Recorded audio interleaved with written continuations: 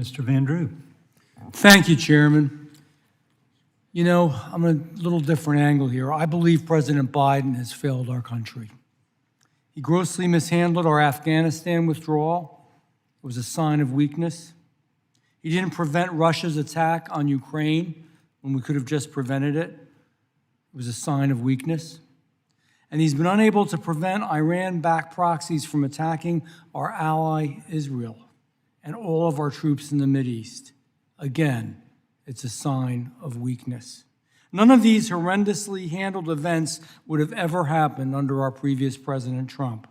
He knew that in order to protect America abroad, the commander-in-chief must be strong. What we need in this country are those great words, peace through strength, because where there is weakness, there is always war. Just this weekend, 3 of our service members were killed and almost 40 others injured in an Iranian-backed drone attack in Jordan. You're all aware of it. This, again, is a tragedy that President Biden could have prevented, but has failed to do so because he has created an era of weakness around the world. And it's gravely impacting Americans, and it's impacting our American interests.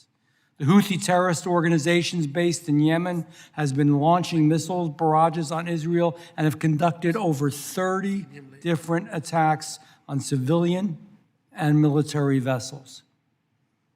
And these are the vessels that transit the Red Sea. Houthi forces are also responsible for seizing the control of the Galaxy Leader, an ally vessel with 25 human beings on board, all of whom are being held captive by the Houthi terrorists. Dr. Ralby, to your knowledge, what is being done to rescue the hostages from the Houthis? I am not familiar with any negotiations, and I don't think it'd be appropriate to share that in an open forum if I were. Thank you. Okay, so you have no knowledge of it, and I don't think anybody else does either.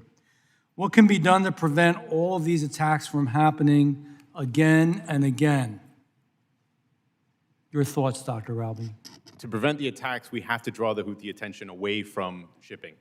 That has to be the first step. It doesn't mean that they will stop attacking. It doesn't mean they will stop fighting, but they need to not be attacking global maritime commerce and the seafarers who carry our goods. We need to embolden not only the government of Yemen, but as we said before, the neighborhood in order to help make that happen. So American strength in diplomacy and American strength in its military both require that we help our closest friends recognize their own interests as well. At the moment, we have some hope in the immediate horizon with the EU Naval Force mission that is being sent to the region on the 19th of February. The EU is not a military alliance. The EU is not a sovereign nation state in and of itself. And during the piracy days, we learned an important lesson from the EU Naval Force mission. Some of the most hostile nations towards each other, so Russia, China, Iran, India, the United States, others who do not necessarily love to speak to each other or love to work together, found common purpose using the EU as that nameless, faceless economic community in combating an economic threat. And so we may be able to work more closely with some of our partners, with some of the region, if we first divorce the narrative, second, find these kinds of avenues for pulling Houthi attention away, third, embolden and support the government of Yemen and the Yemeni people to retake their sovereignty, and ultimately try to keep the focus on the consequences, not necessarily the actions. Thank you for your answer. Thank you. Thank you. Houthi attacks have also gravely affected, as we all know, that's why you're here, our supply chain. The Red Sea helps facilitate a massive amount of global trade per year, and you all know that as well. And these attacks have forced many of these ships to reroute around the Cape of Good Hope, which you also know. And it's making more cargo more expensive, which you also know, and time intensive. This is directly caused by the very same group that our current president declassified as a specially designated global terrorist group over 2 years ago. Again, it's a clear example, in my opinion, of weakness. In that time, this undoubtedly terroristic organization has been able to regroup and put themselves in the position where they can attack, and they are attacking America and her allies with the help from Iran. Mr. Ralby, do you believe it was wise to declassify the Houthis 2 years ago?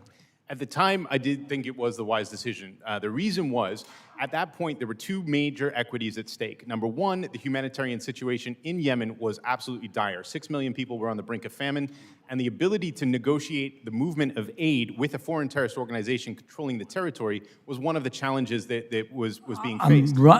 Thank you, and I thank you for the answer. I'm running out of time. I would respectively disagree with you. We are where we are now, and certainly how that worked out for us. Mr. Chairman, I yield back.